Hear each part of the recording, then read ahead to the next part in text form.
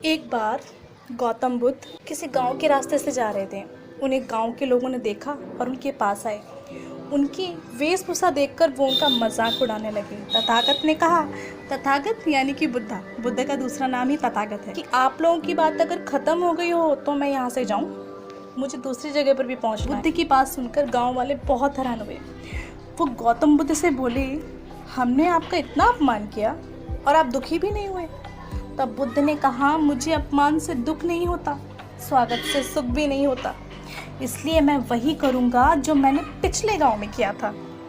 तो उनसे गांव वाले ने पूछ लिया, आपने पिछले गांव में ऐसा क्या किया था? तब बुद्ध बोले, पिछले गांव में कुछ लोग मेरे लिए फल फूल मिठाइयाँ लेकर आए थे।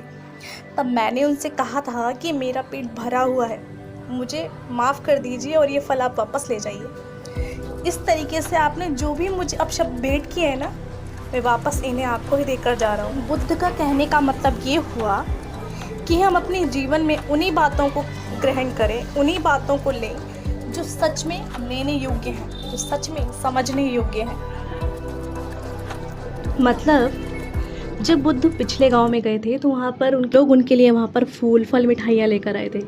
तब उन्होंने उनसे ये कहकर उन्हें वापस कर दिया कि मेरा पेट भरा हुआ है और मुझे इनकी कोई ज़रूरत नहीं है, तो आप वापस ले जाइए। और इसी तरीके से जो ये दूसरे गांव के लोग हैं, ये इनको अपशब्द भेंट करे जा रहे थे। तो उन्होंने कहा कि अपशब्द भी आप अपने पास ही रखिए, क्योंकि मुझे इनकी भी आवश्यकता नहीं है। तो कहने का मतलब यही है कि कोई आपको तब तक अपमानित नहीं कर सकता, कोई आपको तब तक भला बुरा नहीं कह सकता जब तक आप उसे खुद स्वीकार ना कर लें। क्योंकि कहते हैं ना कि धनी धन बांटता है, दुखी सुख बांटता है, और प्यार करने वाला प्यार बांटता है, और जिसके पास अच्छे संस्कार हैं वो अच्छे संस्कार बांटता है। तो बदले में जिसके पास जो होता है ना, वो सामने वाले को वही देता है। तो हम अपने जीवन में उन्हीं चीज़ों को लें जो सचमुच लेने योग्य है। हर एक चीज़ को लेकर अगर हम चलने लगे, हर एक बात को अगर सर पर उठाकर हम जीने लगे, तो हम जी नहीं पाएंगे। हम कहीं ना कहीं उन्हीं चीज़ों में उलझ कर रह जाएंगे। अपने जीवन का असली लक्ष्य क्या है, हमें कहाँ जाना है, ये तो हमें याद ही नहीं रहेगा ना।